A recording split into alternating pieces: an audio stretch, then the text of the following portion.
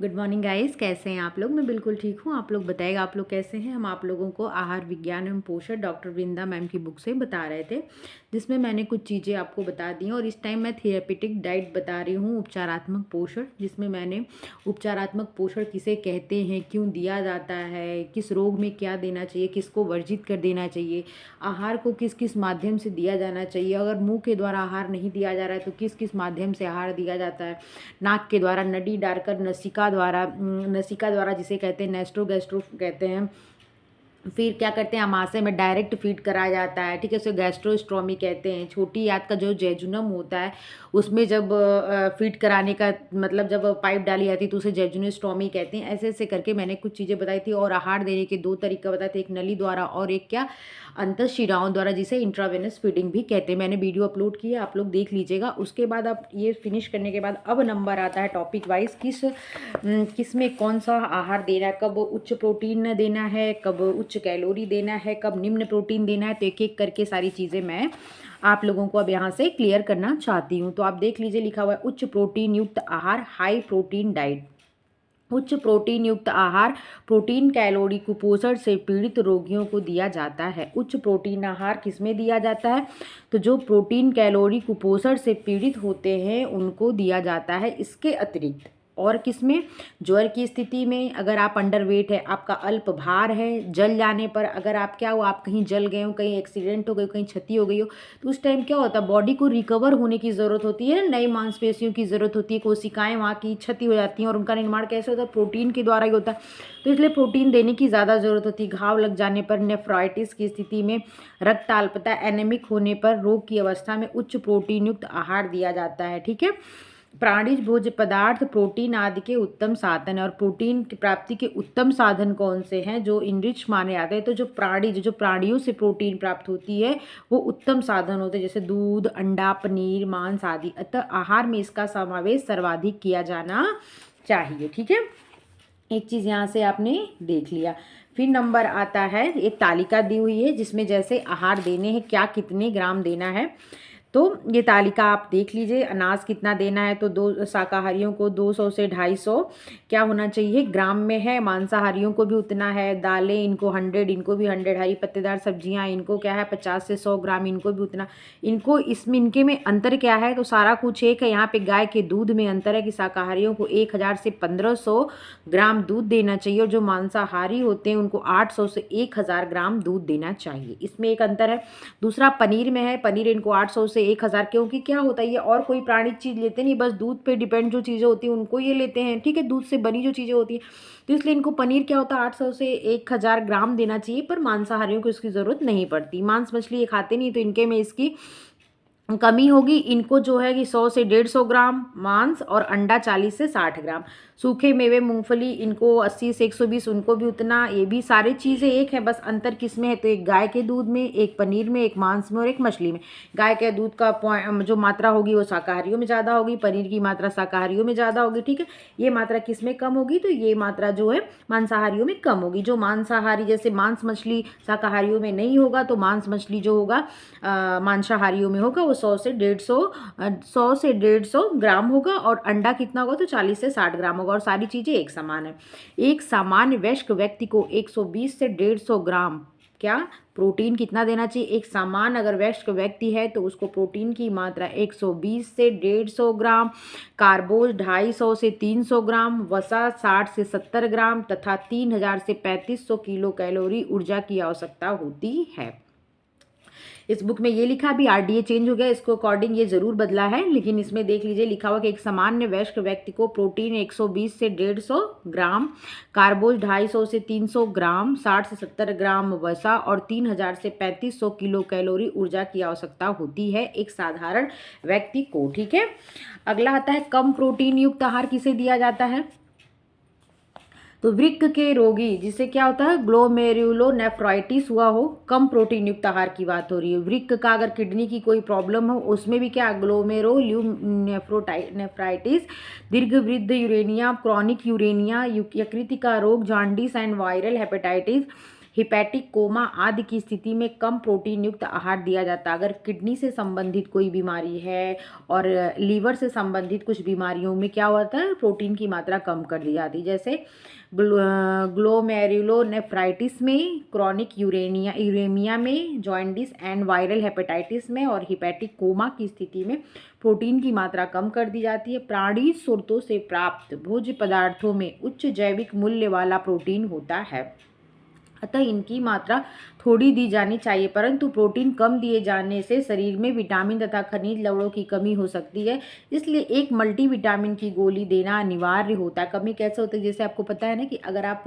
Vitamin C लेंगे तो आपके शरीर में जो आयरन होगी ना उसका अवशोषण होता है। ऐसे ही क्या होता है, एक दूसरे से चीज़ें क्या होती है, कोरिलेट होती है, ठीक है, जुड़ी होती है। ये लेंगे तो इसका अवशोषण होगा, ये लेंगे तो इसका अवशोषण होगा, तो वही चीज़ होता है।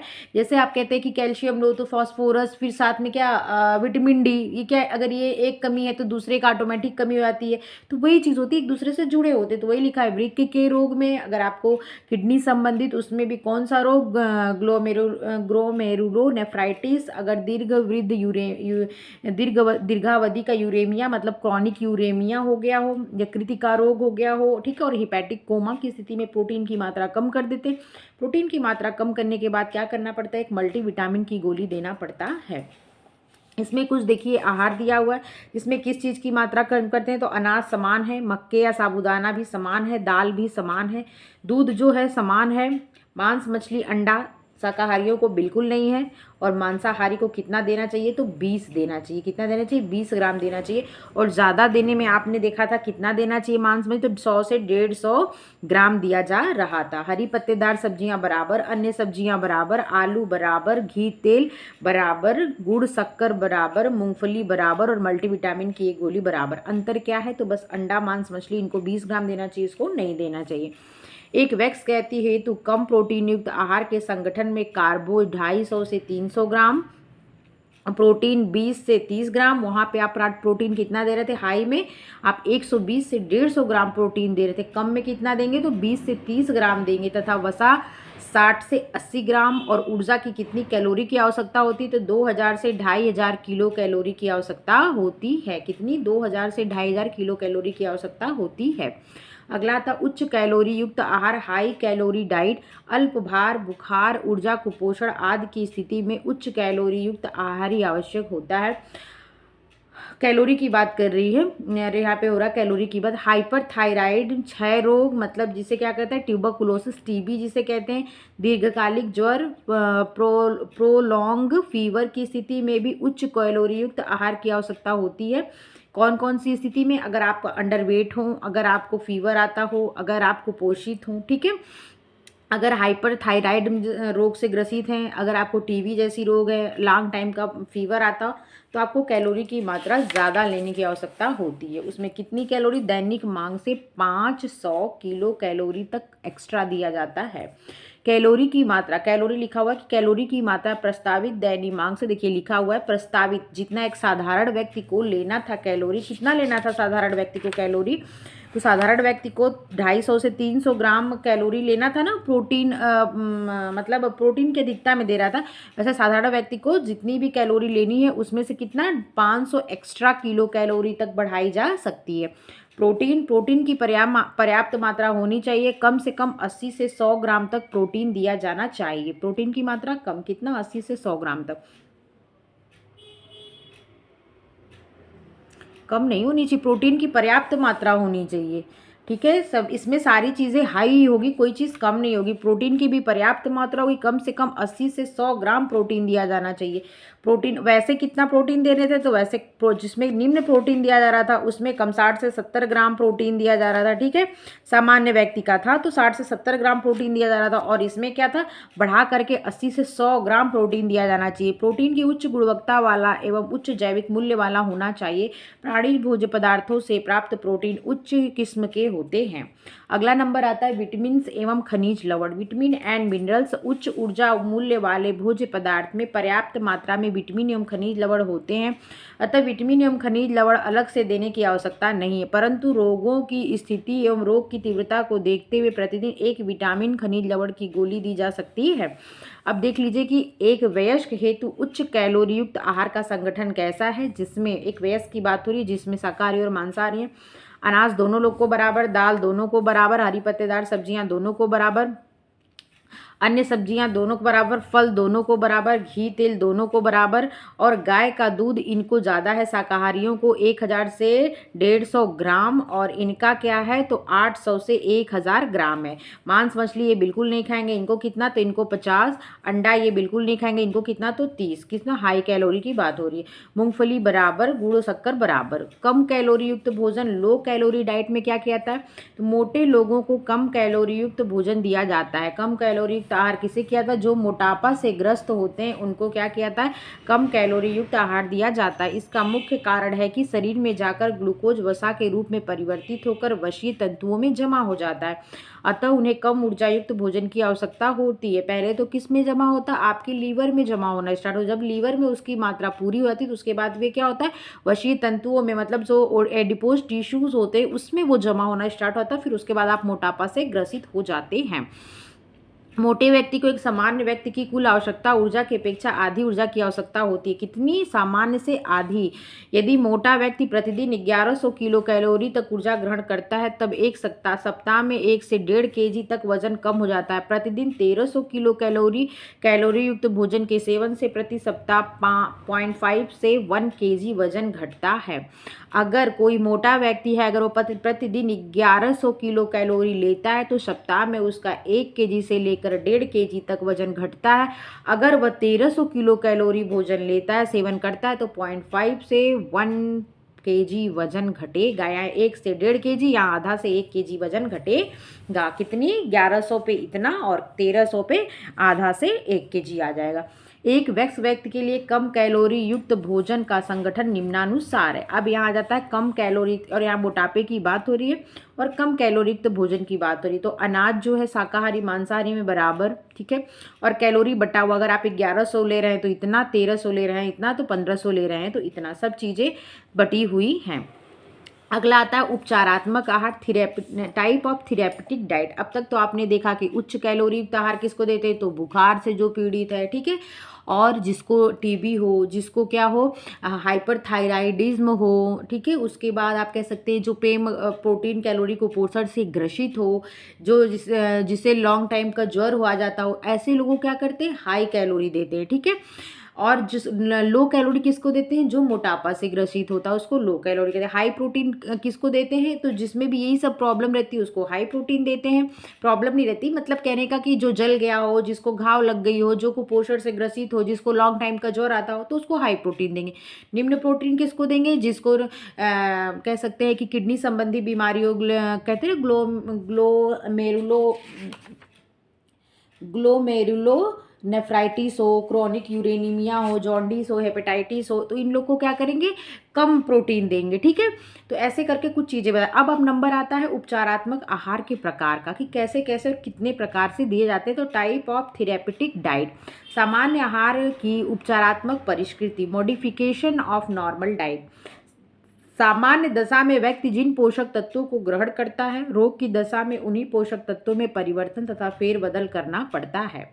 कहने का मतलब उपचारात्मक आहार क्या है, जिसमें आप आहार ले, लेकिन क्या होता है उसका फेरबदल, या तो उसकी मात्रा बढ़ा दी जाती है, या तो उसकी मात्रा कम कर दी जाती है, या तो उसका रूप परिवर्तित कर दिया जाता है, उसी को फेरबदल कहते हैं। करना ही क्या कहलाता है, थेरेपेटिक डाइट कहलाता है। आहार के मुख्य 3 प्रकार, एक सुबह का नाश्ता, एक दोपहर का खाना और एक क्या, रात का खाना, ठीक है।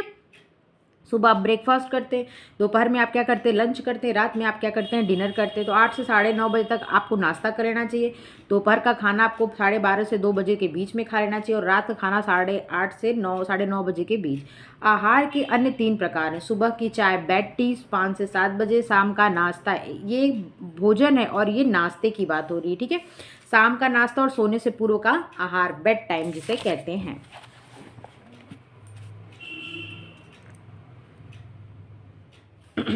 आहार के उपरोक्त 3 आहार के समयों में स्फूर्तिदायक एवं ताजगी प्रदान करने वाला पेय पदार्थ का समावेश हो।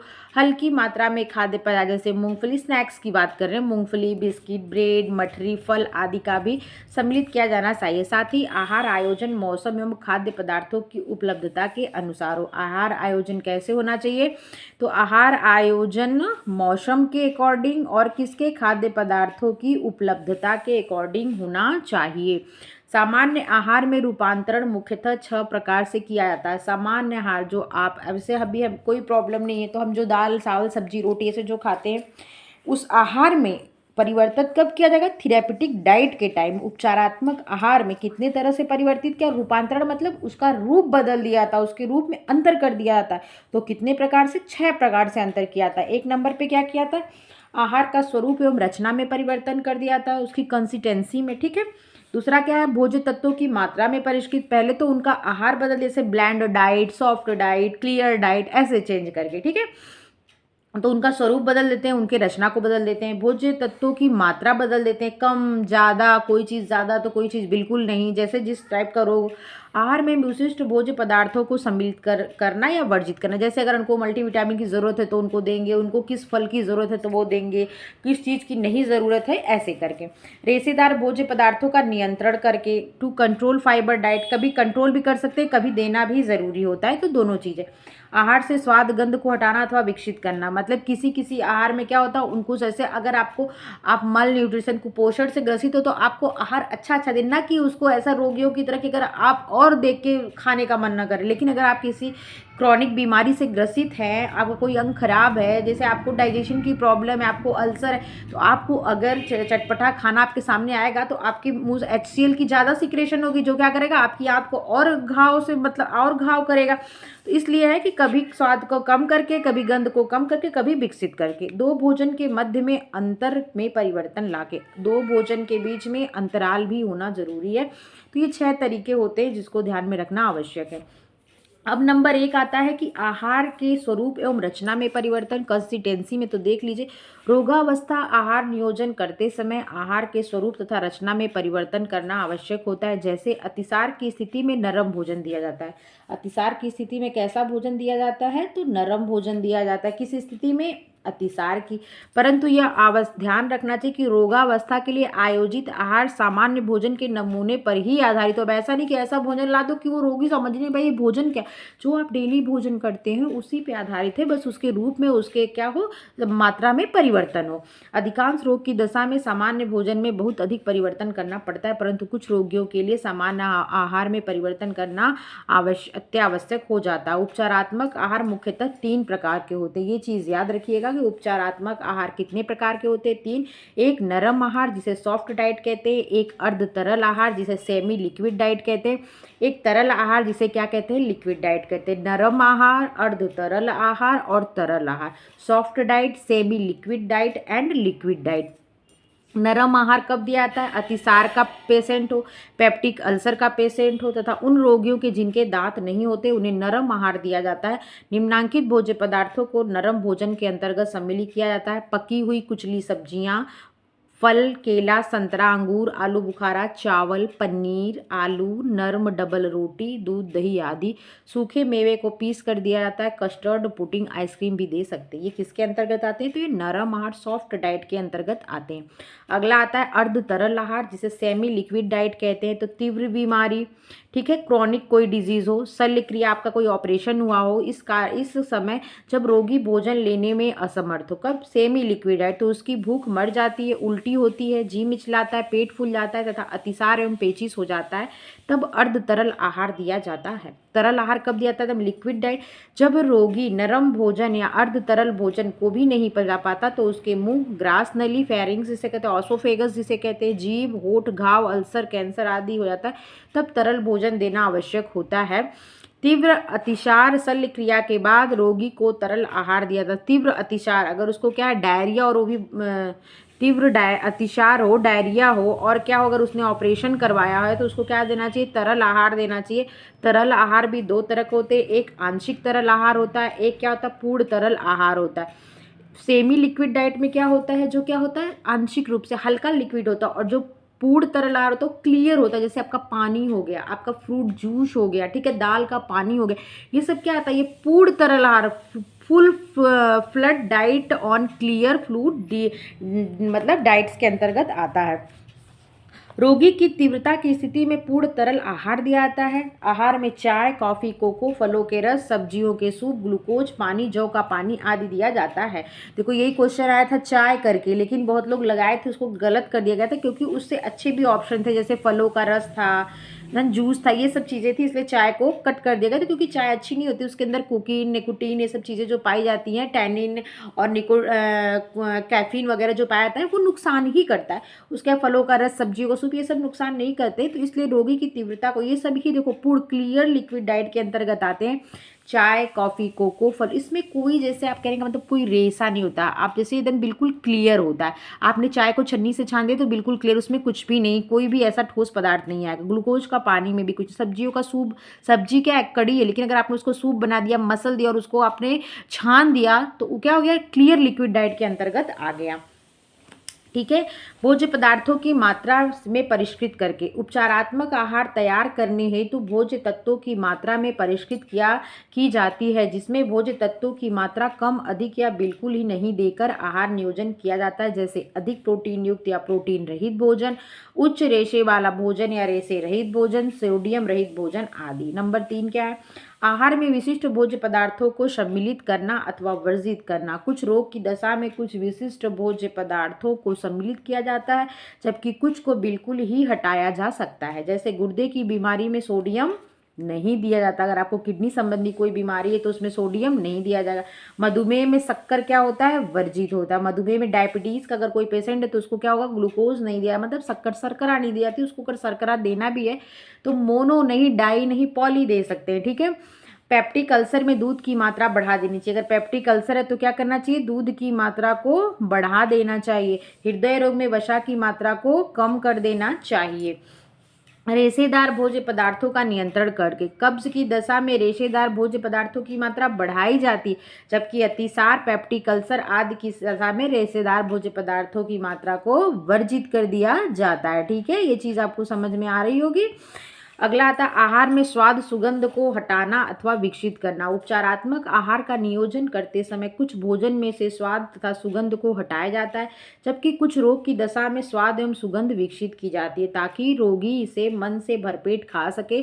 पाचन संस्थान में अव्यवस्था, पेप्टिक अल्सर, अतिसार आदि की स्थिति में भोजन का स्वाद एवं सुगंध को हटाया जाता है। किस स्तर में, जब आपको पेप्टिक अल्सर हो और आपको डायरिया, अतिसार की स्थिति हो, तो इस स्थिति में क्या करते हैं, सुगंध को घटाया जाता है। क्या किया जाता है, सुगंध को हटाया जाता है। ठीक है, हटाया जाता है। जबकि प्रोटीन, कैलोरी को पोषण में आपको आगे ये चीज़ बताई थी, अल्प भार तथा रक्त अल्पता की स्थिति में क्या कहता है, सुगंध को विकसित किया जाता है। दो भोजन के समयों के बीच में अंतर में परिवर्तन। उपचारात्मक आहार नियोजित करते समय रोग की स्थिति तथा गंभीरता को देखते हुए दो भोजन के समय के बीच में अंतर करके, अर्थात कम या अधिक या न्यून उपचार किया जाता है। उदाहरण, ट्यूब फीडिंग में लगातार भोजन देना चाहिए। ट्यूब फीडिंग में कैसे भोजन देना चाहिए, लगातार। अतिसार, अपच की दशा में 15 से 20 घंटे तक भोजन के रूप में कुछ भी नहीं दिया जाना चाहिए। ठीक है, कुछ भी नहीं दिया जाना चाहिए। अगर अतिसार हो और अपच हो, डिहाइड्रेशन हो गया हो, मतलब आपका भोजन अगर पचा नहीं हो, तो उस स्थिति में क्या 15 से 20 घंटे कुछ भी नहीं देना चाहिए। ट्यूब फीडिंग में क्या होना चाहिए, लगातार देना चाहिए। ठीक है, और पेप्टिक अल्सर की स्थिति में हर 2 घंटे के बाद भोजन दिया जाता है। ठीक है, इस चीज़ को ध्यान रखिएगा। ये वीडियो यहीं पे समाप्त करते हैं। अगला मैं कल स्टार्ट करूँगी मधुमेह में आहार, देख लीजिए आप लोग अध्याय 28। उसके पहले मैं आप लोग को एक चीज़ और बताना चाहूँगी बढ़िया से, नरम आहार, अर्ध तरल आहार और तरल आहार। मेरे पास और बुक है, उसमें भी देख लेती हूँ क्या क्या ऑप्शन में दिया है, क्योंकि कोई एक चीज़ उठा लेते हैं और उसको पूछ लेते हैं। कल मैं इस चीज़ को एक बार और बता के फिर अगला चैप्टर मधुमेह में आहार स्टार्ट करूंगी। तब तक के लिए अगर आप लोग को मेरी वीडियो पसंद आई है तो लाइक शेयर सब्सक्राइब कर दीजिएगा। देखने के लिए आप लोग का बहुत बहुत धन्यवाद। अपना ध्यान रखिएगा। Take care.